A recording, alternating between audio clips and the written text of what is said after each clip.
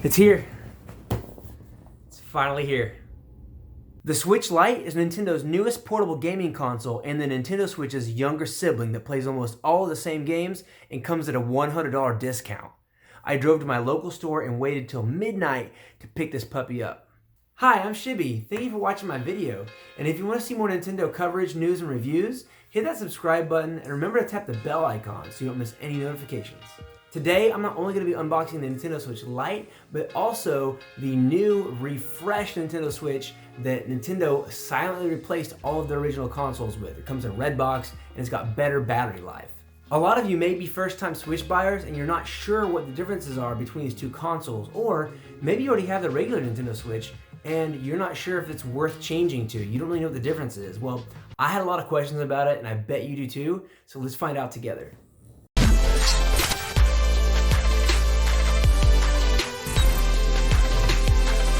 So this is the regular Nintendo Switch original that came out in 2017. Here is the Nintendo Switch that not long ago they just replaced the old one with on store shelves that has better battery life, and you can tell because it comes in the red box. And then here is the Nintendo Switch Lite.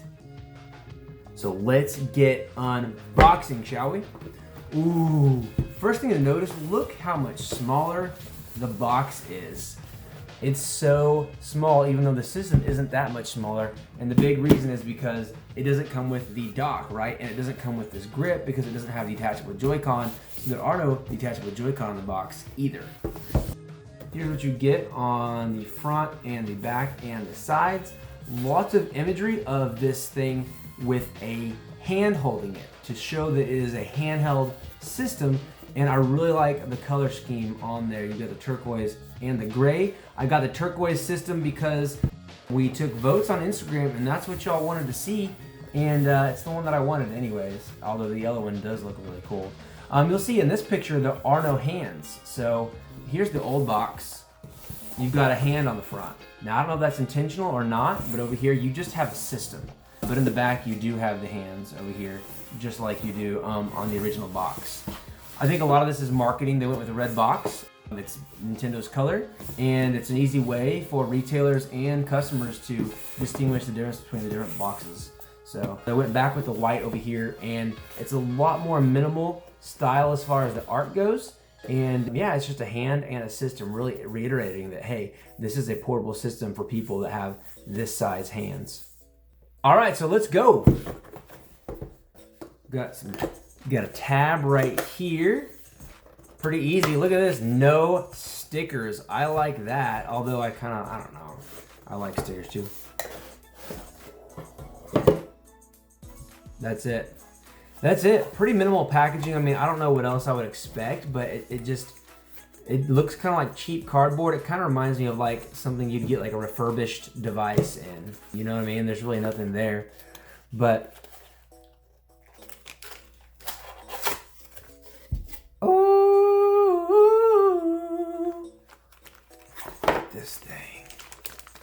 look at this thing.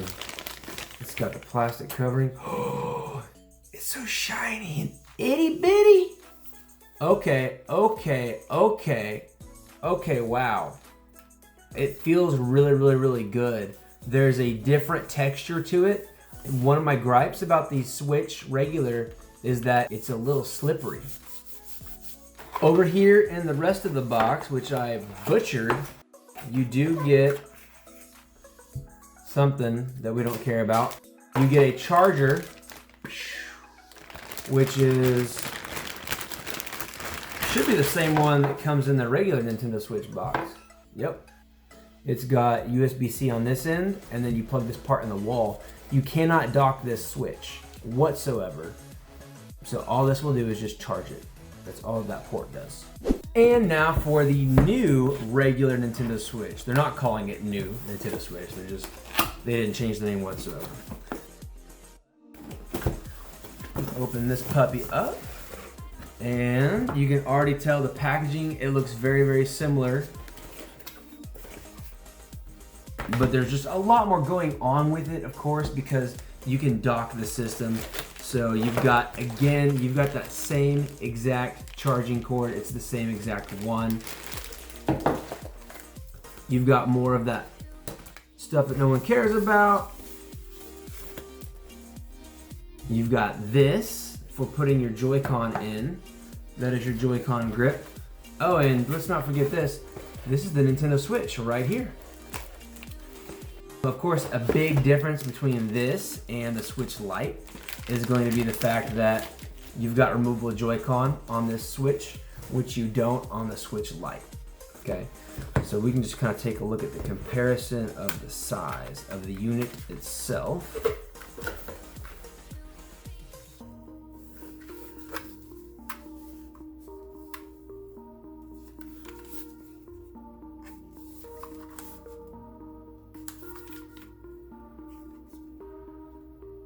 You can see though right here, the big thing right here is this vent. Right here, some people were having issues. I never did, but with these breaking right here, after playing the Switch so much, sometimes it would heat up and cause the plastic to break. So it looks like they did make that a little bit more sturdy, which is a nice touch. Ooh. Smells good. You can just smell the newness. Wow. I forgot that they could feel so new and like just tight and clicky. These, I will say, these Joy-Con, they do feel really good. They really nailed it as far as Joy-Con goes with the controllers, which is something I've loved ever since the Wii. The fact that I can just, I can have my controllers under the blanket, I can move my arms freely however I want, I'm not glued to it. But of course you get this if you do like your hands being glued together. I think playing competitive games like Splatoon 2 and things like that, this does help a little bit. So there you go, you've got the Switch locked and loaded, and here's what it's going to look like with the Switch Lite inside of it. So just to give you an idea of the screen comparison right there, you can see the screen size difference right there. So it is quite smaller on the Switch Lite. However, I think when you're playing it, you really probably won't notice that much of a difference. And you'll see here the color scheme, see how it's turquoise with the gray? That's pretty consistent there with the gray accents. You've got the grayish, whitish on the back, the logo. And then you've got your buttons right there. On the regular Switch, it's black buttons right here. Also, it's a white logo on the back because it's black there. Like I was saying, the texture, there's a big difference. One of my gripes with the regular Switch is this kind of bone type texture that they ended up doing on the new Nintendo 3DS's, and you really don't get that right here. For me, that's a huge plus. You can see right now I'm gripping it and it's just very, very easy to hold. I love it. It just feels super sturdy. You do this and there's really no wobbly. Okay, I'm putting some muscle on it and it just feels very, very sturdy. Versus one thing with the Switch, you can always feel right here, there's a couple weak points, right? Because, you know, the Switches, the Joy-Cons can switch on and off. And so that's kind of a weak point, and you can always move around. You can kind of feel it being loose. Now, it's never been an issue. I don't know any different, right? Because I haven't had a Switch Lite before. So it's not bad. It's just something to notice. It does feel a little, slightly flimsy. Something that probably most people won't even think about. But when you do pick up the Switch Lite, you do notice that there is a difference there. So let's compare buttons. First, Joy-Con. First thing, this thing is just lighter, and it has a more hollow kind of sound to it. It definitely, to be honest, in a weird way, it feels like less like a serious console. But I don't know, it's the screen to body ratio is still pretty exciting. It's pretty cool. Now, what they've done here, you can see there's a bezel and they've made it the same color as the Switch, but it's actually glass. So the glass type material, it actually goes all the way to the edge past the screen. Where they do that on this Switch right here as well, but it's black, and so it looks more like a TV or like you're watching a movie. So it does kind of blur to the background. So I'd be curious to see what that'll look like when you're playing games. Honestly, it's kind of a nitpicky thing. I don't think it'll really make a difference to anybody. We can compare buttons here. Okay. The buttons are a lot mushier. Now remember, this is a $100 discount from this console, so there are a couple things that they had to change. So there's no rumble in this system. It's there's no infrared, like you'll see right here, an infrared blaster on the bottom. So you don't get that on here. Just so some of these little bells and whistles they've taken away. these buttons. They're a little softer. They definitely do feel a little more loose. You do get more precision with the Switch. Now, here's something that a lot of people don't talk about. This is something that really excites me. You have a D-pad on this thing. So if you look at the regular Switch, there's no D-pad. You've got these buttons right here, of course, because they want you to be able to remove the Joy-Con, and they want these two controllers to be used each with an individual person, which is a really cool benefit of it, even though it does get cramped. And they want those buttons to be able to have the same functionality.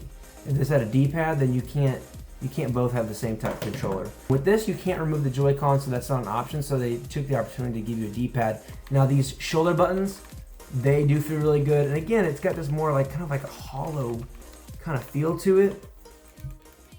You can even hear a difference.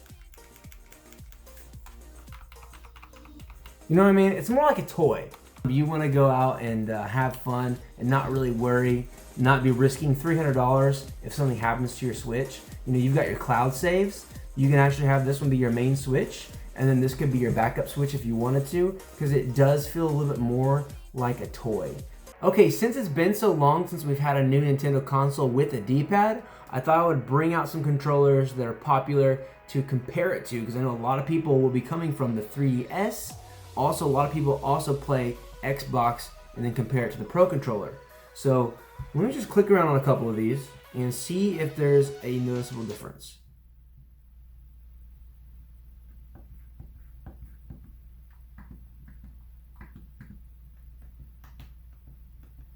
You know, they all just feel different in their own ways, but I do have to say, out of these 4 controllers, it is the mushiest of all of them. You can't hear anything. There's no click. It's so soft.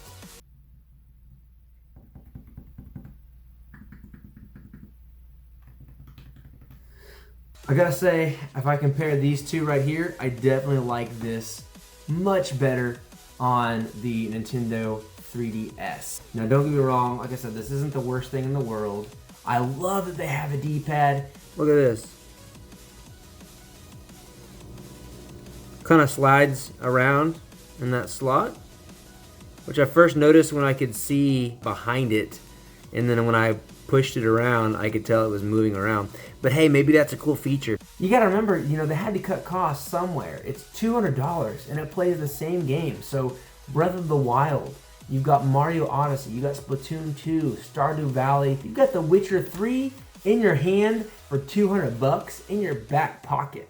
I am going to test out the audio on each system, okay? Because I was very stoked when I found out that the Nintendo Switch regular had front-facing stereo speakers. But this did sound pretty good when I turned it on, so let's go volume up all the way. Okay, that's good.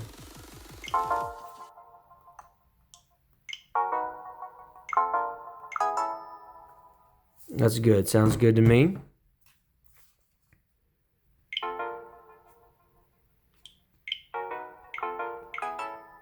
It still sounds really good, and you still get the stereo effect.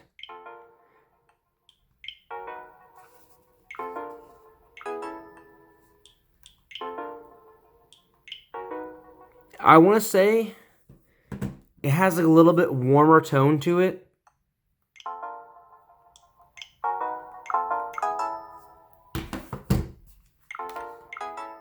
It's a little beefier tone. I really think it is. I think the quality, I think it's a little lower quality as far as the audio goes, but it still sounds really good. And despite that it's facing down, you don't really know. You only know when you compare it. And you know what? I think that's the only reason why it doesn't sound so bright, is because you're not right there to get the bright tones. But yeah, it still sounds good. Just one little small sacrifice they had to make.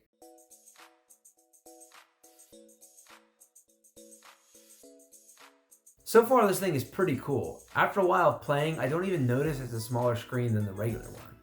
Overall, the system is not for everyone, but if you want to play the same games as the regular Nintendo Switch and you want that $100 discount and you don't mind some of the sacrifices, it's a really good buy, and I think this console is going to be huge. I hope you liked the video, and if you have any questions about the Nintendo Switch Lite or the new Nintendo Switch or how they compare, drop a comment below and I'll get back to you.